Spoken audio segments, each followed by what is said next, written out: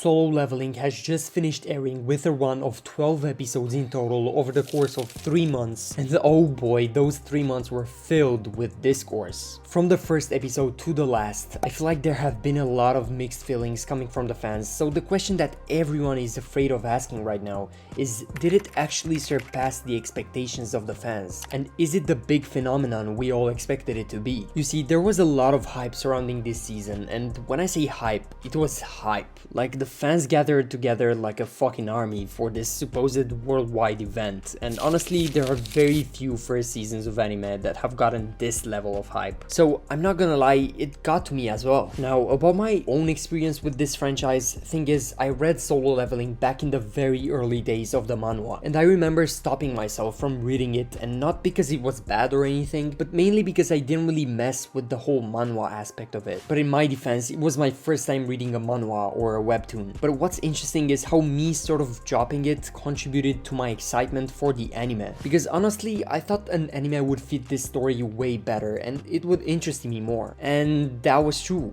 Well, for the most part. In this video, I'm going to try and go over the whole Solo Leveling anime and make out what exactly happened during its air and how it could have left a bit more of an impact on the industry. But before we get into it, make sure you hit the like and subscribe button if you want to see more videos like this, and also because it helps the channel a lot more than you think. Now let's get back to the video. To really understand what the anime had to do, we need to dive deeper into the source material, which is the 2016 novel created by Korean writer Chugong. Don't quote me on that, it's probably like a pen name or something. The novel spanned for 150 chapters or 13 volumes, which is quite a bit for a novel considering it's almost completely different from a Japanese light novel. Anyways, the author completed the whole story in less than a year, which was pretty impressive. And of course, at that time, he never expected this story to be any more than just a regular fantasy novel. But who knew that only a year after its completion, a project was to be announced that would probably change his life forever. And what I'm talking about is none other than the Korean web novel that was brought to life by the incredible artist Jun Sung-rak.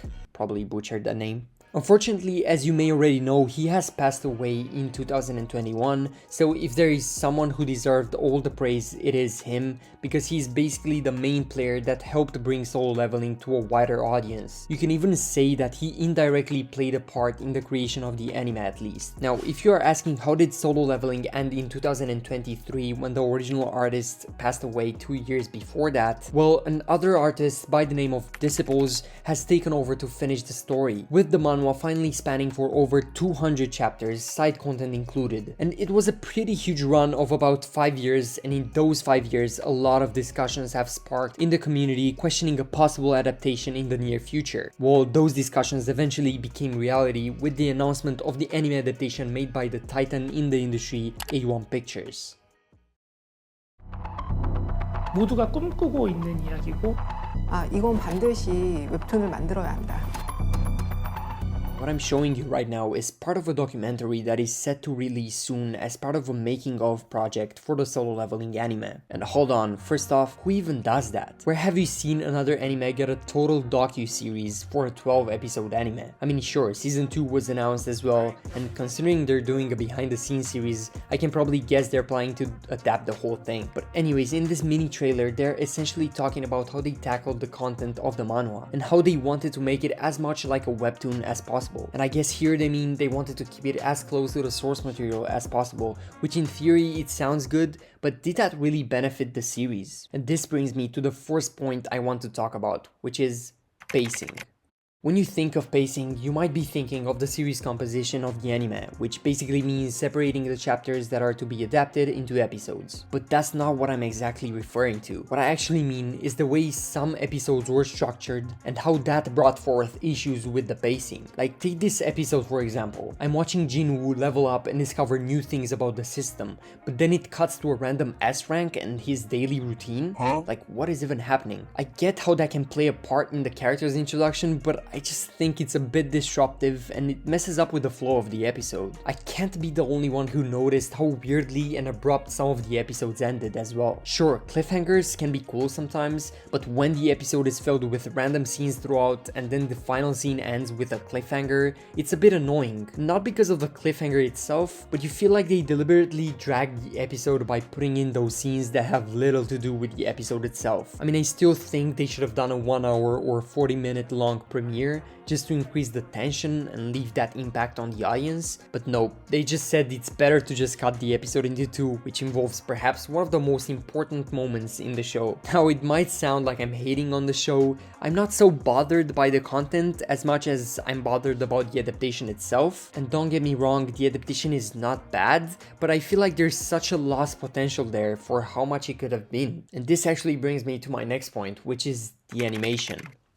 When the first teasers and trailers dropped, a lot of people jumped on A1 Pictures saying that the animation is mid and that they're not doing justice to the webtoon at all. Well, by the end of it, it seems like the animators redeemed themselves because they absolutely spazzed on those last few episodes. Having said that though, a part of me hoped for better consistency when it came down to the animation, because let's be honest, you just can't say it looked great all around. Sure, now I'm not saying every anime should have consistent groundbreaking animation, but considering the hype Solo Leveling got and also the type of story it is, I can't be the only one who had higher expectations here. It really feels like they only prioritized a few episodes by making them look above average, while the others weren't that special. And I guess that's fine since it seems like they didn't have such a great schedule, but once again I do think it's a bit of a lost potential since having a higher quality of animation would have really benefited it in terms of its popularity. Like, think about it, stuff like Demon Slayer and Jujutsu Kaisen were initially popular not because of the story or the characters, but more so for the animation, and then people started appreciating other things. So I think this would have played a huge part in it. Speaking of popularity though, it did gain traction, sure, but not comparable to other giants in the industry. It's pretty interesting how this season was received because at some point it broke the record with its first episode